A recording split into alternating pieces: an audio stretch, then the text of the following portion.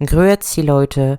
Aujourd'hui, Heidi, un des livres de la littérature suisse écrit par Johanna Spüri, va vous être conté par Florent Bonnet, lecteur du site littérature-audio.com. Je vous souhaite une très bonne écoute.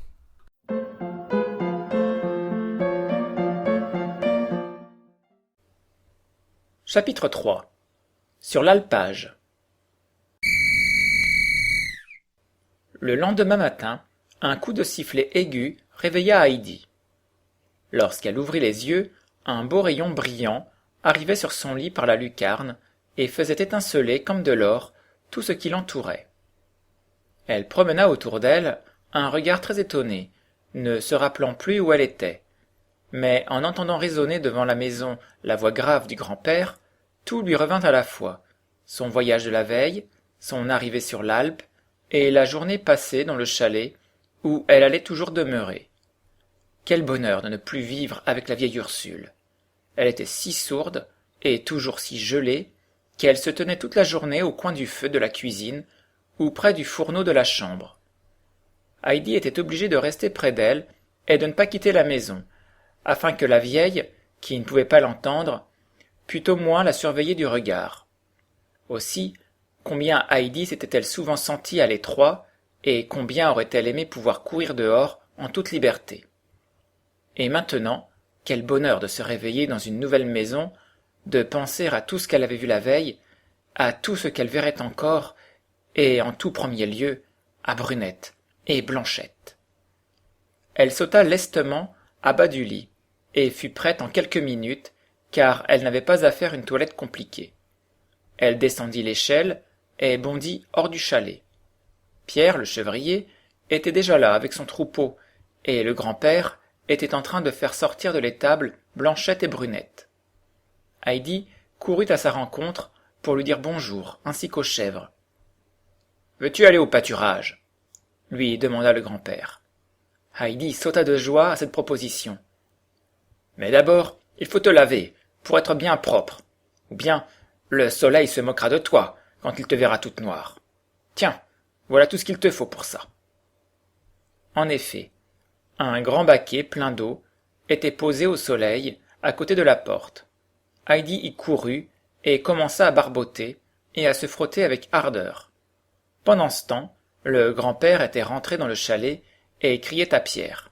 « Arrive ici, général en chef des chèvres, et apporte-moi ton havresac. » Pierre, fort étonné, obéit à l'appel, et tendit au vieux la sacoche dans laquelle il portait son maigre dîner. « Ouvre-la !» dit le vieillard. Puis il y fourra un gros morceau de pain et un morceau de fromage proportionné. Pierre, stupéfait, ouvrait tout grands ses yeux ronds, car la portion de Heidi était bien de moitié plus grosse que celle qu'il emportait pour lui. « Il faut aussi prendre l'écuelle, » continua le vieux, « parce que la petite ne peut pas comme toi prendre le lait au pied de la chèvre. Tu lui trairas 2 tasses pleines à midi. La petite ira avec toi et restera jusqu'à ce que tu reviennes. Fais attention qu'elle n'aille pas tomber en bas des rochers. Entends-tu ?» En ce moment, Heidi rentrait en courant. « Est-ce que le soleil se moquera de moi, à présent, grand-père » demanda-t-elle. Dans sa crainte du soleil, elle s'était frottée si vigoureusement avec le linge grossier suspendu près du baquet que son visage, son cou et ses bras en étaient devenus rouge écarlate. Il sourit en la rassurant et ajouta. « Sais-tu quoi ? Ce soir, quand tu reviendras, tu te plongeras tout entière dans le baquet, comme un poisson. Car lorsqu'on va nu-pieds comme les chèvres, on ne revient pas bien propre à la maison.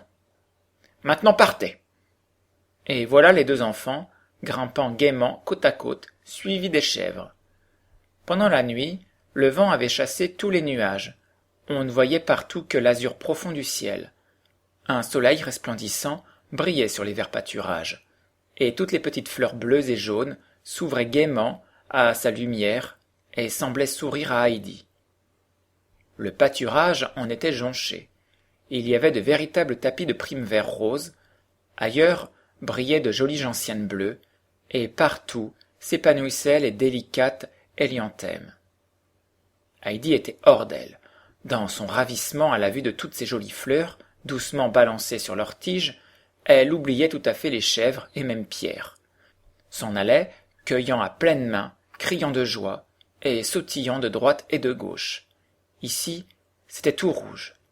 Là, tout bleu. Elle aurait voulu courir de tous les côtés à la fois, et avait déjà rempli de fleurs son tablier.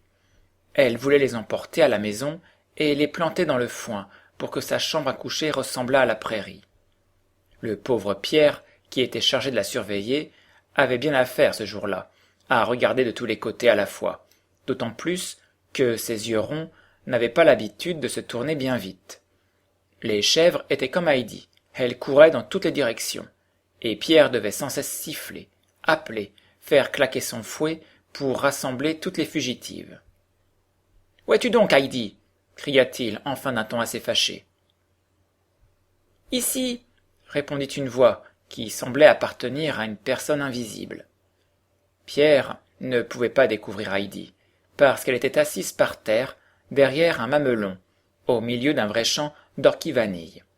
Tout l'air était tellement rempli de leur douce odeur qu'Heidi n'avait jamais rien respiré d'aussi délicieux. Assise au milieu des fleurs, elle aspirait à plein poumon ce parfum pénétrant. « Arrive donc » cria Pierre. « Et tâche de ne pas tomber en bas des rochers. Le grand-père l'a défendu. »« Où sont-ils, les rochers ?» demanda Heidi sans bouger de sa place, car chaque bouffée de vent embaumé la ravissait davantage. « Là-haut, tout en haut. Il y a encore un bon bout de chemin. Ainsi, viens vite. Et puis, tout là-haut, il y a le vieil épervier qui croasse. » Cela fit son effet. Immédiatement, Heidi sauta sur ses pieds et courut vers Pierre en tenant son tablier plein de fleurs. « Tu en as assez à présent, » lui dit-il. « Tu restes toujours en arrière, et puis, si tu les prends toutes aujourd'hui, il n'en restera point pour demain. » Cette dernière raison acheva de convaincre Heidi. Du reste, son tablier était plein, et elle se remit en marche à côté de Pierre. Les chèvres aussi étaient devenues plus sages, parce qu'elles sentaient déjà de loin la bonne herbe de l'alpage, et elles grimpaient tout droit, sans s'arrêter, pour arriver plus vite. L'alpage où Pierre avait l'habitude de faire halte avec ses chèvres et d'établir ses quartiers pour la journée était au pied même des hauts rochers qui dressaient vers le ciel leurs cimes nues et abruptes. Le pâturage se terminait d'un côté par un précipice à pic, et le grand-père avait en raison de rappeler aux enfants d'y prendre garde. Une fois arrivé, Pierre ôta sa sacoche et la déposa soigneusement dans un creux, car il savait que si le vent venait à souffler par violentes rafales, il pourrait bien lui emporter son dîner tout en bas de la montagne. Ayant pris ses précautions, il s'étendit tout de son long sur le gazon en plein soleil pour se remettre des fatigues de la grimper. Pendant ce temps, Heidi avait détaché son tablier, l'avait noué en paquet avec les fleurs dedans et l'avait déposé dans le creux à côté de la sacoche. Puis elle s'assit auprès de Pierre et regarda autour d'elle. Tout en bas, la vallée était plongée dans l'éclatante lumière du matin. Droit devant Heidi s'étendait un grand, grand glacier qui se détachait sur le ciel bleu foncé. À gauche, une énorme masse de rochers, d'où s'élevait comme une tour de granit, nue et abrupte, penchait d'un air grave au-dessus de l'alpage et des enfants. Heidi se taisait et regardait. Un grand, profond silence l'environnait. Le vent caressait doucement en passant les délicates campanules et les jolies étoiles dorées qui s'inclinaient sur leurs tiges déliées. Pierre s'était endormi, et les chèvres grimpaient tout autour dans les broussailles. Heidi ne s'était jamais de toute sa vie sentie si heureuse. Elle aspirait avec délice la fraîche haleine des monts, le parfum des fleurs, et jusqu'aux rayons d'or du soleil. Elle n'avait plus qu'une seule envie, celle de rester toujours, toujours ainsi. Un temps assez long s'écoula de cette manière. À la fin, Heidi avait tant de fois regardé les pics rébarbatifs au-dessus de sa tête qu'ils lui paraissaient maintenant presque comme de vieux amis au regard bienveillant. Tout à coup retentit un cri perçant, un croassement aigu. Elle regarda en l'air et vit un énorme oiseau, comme elle n'en avait jamais vu encore, qui tournoyait au-dessus de sa tête, les ailes déployées, décrivant de larges cercles et poussant des cris rauques et sauvages. Pierre, Pierre, réveille-toi, s'écria Heidi. Vois-tu l'épervier, regarde. Pierre se leva tout de suite à l'appel de Heidi, et regarda avec elle l'oiseau de proie qui s'élevait toujours plus haut vers le ciel et disparut enfin derrière les rochers gris. Où est-il allé? Demanda Heidi, qui avait suivi l'oiseau des yeux. Chez lui, dans son nid. Est-ce là-haut, chez lui? Qu'il doit faire beau demeurer si haut. Pourquoi crie-t-il comme cela? Continua-t-elle. Parce que c'est comme ça, expliqua Pierre. Si nous grimpons là-haut, pour voir où il demeure. Oh, oh, oh, interrompit Pierre, marquant dans son intonation un déplaisir croissant. Les chèvres ne peuvent pas grimper tout là-haut, et le grand-père a dit qu'il ne voulait pas que tu tombes en bas des rochers. Là-dessus, Pierre se mit à siffler et à appeler si fort que Heidi se demanda ce qui allait se passer. Mais il paraît que les chèvres connaissaient ce signal, car elles arrivèrent l'une après l'autre en gambadant, et tout le troupeau fut bientôt rassemblé, les unes broutant quelques plantes, d'autres courant ici et là, d'autres enfin se battant un peu avec leurs cornes, pour passer le temps. Heidi courait et sautait au milieu du troupeau. C'était pour elle une joie indescriptible, et jusqu'alors inconnue de voir ces jolies bêtes si agiles jouer si drôlement entre elles. Elles allaient de l'une à l'autre pour faire leur connaissance, car chacune avait son air à elle et ses manières particulières. Pendant ce temps, Pierre avait vidé la sacoche et posé sur le gazon les 4 morceaux qu'elle contenait. Bien arrangés en forme de carré, les gros morceaux du côté de Heidi et les plus petits de son côté, car il se rappelait bien pour qui étaient les gros. Puis il prit l'écuelle, alla traire Blanchette, qui donna de son beau lait bien frais, et posa l'écuelle pleine au milieu du carré. Alors il appela Heidi, mais il fallut crier encore plus fort que pour les chèvres. L'enfant s'amusait tellement à regarder leurs sauts et leurs gambades qu'elle ne voyait et n'entendait rien d'autre. Pierre cria si fort que cela retentit jusque dans les rochers. Heidi entendit enfin et arriva en courant à l'endroit où la table était mise. Cette vue excita encore davantage sa joie et son enthousiasme, et elle se mit à danser tout autour de ce repas appétissant. « As-tu bien fini de sauter? C'est le moment de dîner. Assieds-toi et commence, dit Pierre. Heidi s'assit par terre.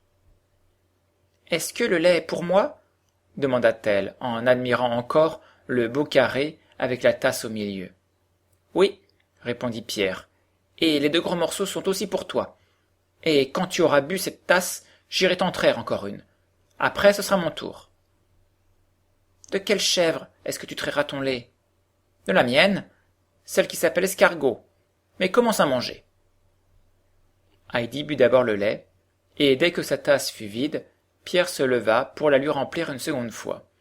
Ensuite, elle fit 2 portions de son pain, garda pour elle la plus petite, et tendit l'autre à Pierre avec toute sa part de fromage en disant « Tiens, prends ça, moi j'en ai assez. » Pierre resta muet d'étonnement, car il n'aurait jamais pu en faire ni en dire autant pour son compte. Il hésitait, ne sachant pas au juste si Heidi plaisantait, mais elle lui tendait toujours le morceau de pain avec le fromage, et comme il n'avançait pas la main pour les prendre, elle les lui posa sur les genoux. Alors il vit bien que c'était pour de bon, et la remerciant d'un mouvement de la tête, il commença un repas comme il n'en avait encore jamais fait dans toute son existence de chevrier. Quant à Heidi, elle regardait à tout moment les chèvres. « Dis-moi leur nom, Pierre, » demanda-t-elle. Ce n'était pas bien difficile. Il se souvenait d'autant mieux de tous ces noms qu'il n'avait pas beaucoup d'autres choses à garder dans sa tête. Il les nomma donc l'une après l'autre sans se tromper, les montrant du doigt à mesure. Heidi écoutait et regardait avec la plus grande attention. Au bout d'un moment, elle pouvait aussi les connaître et dire tous leurs noms, car chacune avait des manières à elle qui la distinguaient des autres. Il suffisait de bien les regarder, et c'est ce qu'elle faisait. Il y avait d'abord le grand Turc, qui voulait toujours donner des coups avec ses grosses cornes. Aussi, les autres chèvres se sauvaient-elles à son approche, ne voulant rien avoir à faire avec lui. La linotte seule, si maigre et si agile, n'avait pas peur de lui. Au contraire, elle se retournait contre lui d'un air si menaçant que le grand Turc s'arrêtait court et cessait ses attaques, car la linotte était très batailleuse, et avait aussi des cornes pointues. Il y avait aussi Belette, toute petite et toute blanche, qui bêlait toujours d'un ton plaintif. Aussi Heidi avait-elle déjà plus d'une fois couru vers elle pour l'apaiser. Comme elle recommençait juste à ce moment, Heidi passa son bras autour du cou de la pauvre chevrette et lui dit d'un ton compatissant. « Qu'as-tu, Belette? Pourquoi fais-tu comme si tu appelais au secours ?» La petite chèvre se serra contre l'enfant d'un air confiant et cessa de se plaindre. Pierre, toujours assis par terre et toujours occupé à manger son pain, continua la conversation en haussant la voix. « Elle fait comme ça parce que la vieille ne vient plus. Ils l'ont vendue avant-hier à Mainfeld, et elle ne viendra plus au pâturage. »« Qui est-ce, la vieille ?» demanda Heidi. « Eh bien, c'est sa mère. »« Où est sa grand-mère ?»« Elle n'en a point. »« Et son grand-père ?»« Elle n'en a point non plus. »« Ah, oh, pauvre petite belette !» s'écria Heidi, en pressant tendrement le petit animal contre elle. « Mais il ne faut pas te plaindre et gémir ainsi. Sais-tu, je viendrai tous les jours avec toi, alors tu ne seras plus toute seule, et si tu as besoin de ta maman, tu pourras venir vers moi. » Belette frotta sa tête contre l'épaule de Heidi, d'un air tout content, et cessa ses bêlements plaintifs. Pierre, qui avait enfin fini de dîner, s'approcha à son tour du troupeau. Blanchette et Brunette étaient de beaucoup les plus belles chèvres de la bande. Elles étaient très propres, et avaient un certain air distingué, se tenant toujours à part des autres, et évitant particulièrement le voisinage du grand Turc, qu'elles semblaient mépriser. Toutes les chèvres s'étaient peu à peu remises à grimper dans les broussailles, chacune à sa manière. Celle-ci sautant d'un air délibéré par-dessus le moindre obstacle, celle-là cherchant avec attention les petites herbes les plus délicates, le grand Turc essayant ses attaques à droite et à gauche. Blanchette et Brunette grimpaient sagement, et trouvaient tout de suite les meilleures touffes qu'elles se mettaient bien vite à brouter. Heidi, les mains derrière le dos, contemplait tout cela avec la plus grande attention. « Pierre, dit-elle enfin à son compagnon, qui s'était de nouveau étendu sur l'herbe, c'est tout de même Blanchette et Brunette qui sont les plus jolies. »« Je sais bien, répondit-il. Le vieux les frotte et les lave, et leur donne du sel, et c'est lui qui a la meilleure étable. » Mais tout à coup, voilà Pierre qui se lève d'un bond, et se met à courir dans la direction du troupeau, suivi de Heidi, qui ne veut pas rester en arrière si quelque chose doit se passer. Pierre court du côté où les rochers forment un précipice, et où une chèvre imprudente, si elle s'y aventurait, pourrait tomber et se casser les pattes. Il avait vu la téméraire linotte gambader de ce côté, et il arriva juste au moment où la chevrette allait d'un saut atteindre le bord du précipice. Pierre, en voulant l'attraper, perdit l'équilibre et tomba par terre, mais dans sa chute, il eut le temps de saisir la chèvre par une jambe et de la retenir de toutes ses forces. La linotte faisait entendre des bêlements de colère et d'indignation en se voyant empêchée de continuer sa petite expédition aventureuse, et elle tirait en avant tant qu'elle pouvait. Pierre appela Heidi à son aide. Il ne pouvait pas se relever, et il arrachait presque la jambe à la linotte. Heidi arriva tout de suite, et mesura d'un coup d'œil cette fâcheuse situation. Vite, elle arracha du sol une poignée d'herbe odorante, et l'approchant du museau de la linotte, elle lui parla d'un ton persuasif. « Viens, viens, linotte, sois raisonnable. Vois-tu, si tu tombais là, et que tu te casses la jambe, ça te ferait terriblement mal. » La chevrette s'était rapidement retournée et mangeait sans se faire prier l'herbe que Heidi lui tendait. Pierre en profita pour se remettre sur ses jambes. Il saisit bien vite la linotte par la corde à laquelle pendait sa clochette. Heidi la prit aussi, de l'autre côté, et tous deux ramenèrent tranquillement la vagabonde vers le troupeau. Une fois qu'elle fut en sûreté, Pierre leva son fouet, et se prépara à lui donner une bonne correction. La linotte, qui comprenait ce qui allait se passer, reculait toute craintive. Mais Heidi s'écria. « Non, non, Pierre, il ne faut pas la battre. Regarde comme elle tremble. »« Elle l'a mérité, » grogna Pierre en levant de nouveau son fouet. Heidi s'élança vers lui retint le bras et s'écria indigné. « Tu ne dois pas la battre, ça lui ferait mal. Laisse-la aller. » Pierre regardait, plein d'étonnement, l'air d'autorité de Heidi, dont les yeux noirs étincelaient d'indignation. Involontairement, il abaissa son fouet. « Eh bien, je la laisserai aller, si tu me donnes encore de ton fromage demain, dit-il enfin, car il voulait au moins avoir un dédommagement pour sa peur. Oui, je te le donnerai le morceau, tout entier si tu veux. Demain et tous les autres jours, je n'y tiens pas. Et je te donnerai aussi du pain, comme aujourd'hui. Mais il ne faudra jamais battre la linotte, ni Belette, ni les autres chèvres. Ça m'est bien égal, répliqua Pierre, en manière de consentement. Alors il laissa aller la coupable, et la linotte, enchantée, rejoignit en quelques bonds le reste du troupeau. Mais pendant ce temps, le jour tirait à sa fin sans que les enfants semblassent s'en apercevoir. Le soleil descendait à l'horizon et était sur le point de disparaître derrière les montagnes. Heidi s'était de nouveau assise dans l'herbe pour contempler à son aise les campanules et les hélianthèmes tout illuminés par les rayons d'or du soleil couchant. Une vapeur dorée semblait répandue sur l'herbe, et les hauts rochers commençaient aussi à briller et à étinceler. Heidi se leva d'un bond en s'écriant « Pierre, Pierre, ça brûle, ça brûle, toutes les montagnes brûlent, et la neige là-haut, et aussi le ciel. Regarde, regarde comme les rochers sont en flammes.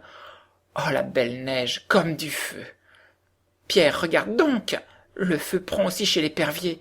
Vois-tu les rochers, les sapins, tout brûle. C'est toujours comme ça, répondit Pierre tout tranquillement, en tressant son fouet. Mais ce n'est pas du feu. Qu'est-ce que c'est alors? S'écria Heidi, qui ne savait pas de quel côté se tourner pour tout voir tellement c'était beau.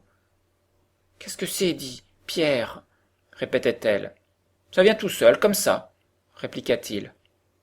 Oh, regarde, s'écria Heidi, toujours plus excitée. Les voilà tout à coup qui deviennent roses. Oh, vois-tu celle-là qui a de la neige? Et celle-là, là-bas, toute pointue. Comment s'appelle-t-elle, Pierre? Les montagnes n'ont pas de nom, répondit-il. Que c'est beau cette neige toute rose. Oh, comme il y a des roses là-haut sur les rochers. Bon, voilà que cela devient tout gris. Oh, et à présent c'est tout éteint. Oh, Pierre, c'est fini. Et Heidi s'assit sur l'herbe d'un air très désappointé, comme si tout était réellement fini. Ce sera la même chose demain, dit Pierre. Lève-toi, il faut partir. Il siffla et appela pour rassembler les chèvres, et toute la bande prit le chemin du retour. Est-ce que ce sera tous les jours comme ça? Tous les jours quand nous viendrons au pâturage? Demanda Heidi en descendant de l'alpage. Presque tous les jours. Mais sûr demain? Oui, oui, sûr demain. Alors Heidi fut rassurée. Elle avait reçu tant d'impressions diverses, il se passait tant de choses dans son esprit, qu'elle ne pouvait pas parler, et le silence régna entre les enfants jusqu'à ce qu'ils fussent arrivés au chalet. Le grand-père était assis sous les sapins, sur un banc qu'il y avait placé, et où il attendait ses chèvres chaque soir, parce qu'elles arrivaient toujours de ce côté-là. Heidi s'élança vers lui, suivi de Blanchette et de Brunette, qui connaissaient bien leur maître et leur écurie. Pierre lui cria encore. « Tu reviendras demain, n'est-ce pas? Bonne nuit !» Car il avait ses raisons pour désirer que Heidi revînt au pâturage. Heidi retourna vite vers lui, pour lui tendre la main et l'assurer qu'elle ne manquerait pas de l'accompagner.